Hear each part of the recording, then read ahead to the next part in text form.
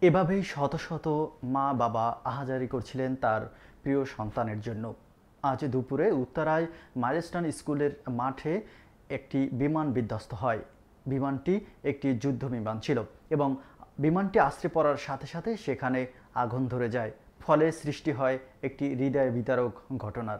সর্বশেষ আইএসপিআরের খবর মোতাবেক ১৬ জনের মৃত্যুর খবর পাওয়া গেছে এবং সেই সাথে জানা গেছে ১৬৪ জন আহত হয়েছেন।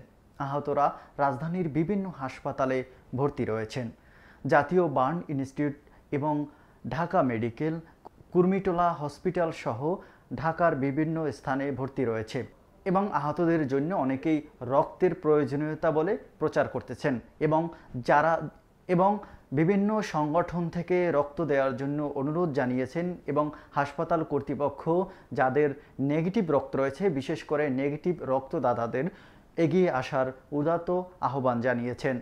সেই সাথে দেশের সকল রাজনৈতিক বিশিষ্টজন, ক্রিকেট তারকা, চলচ্চিত্র সব চলচ্চিত্র সহ সকল স্তরের মানুষ বিষয়টিতে শোক জানিয়েছেন।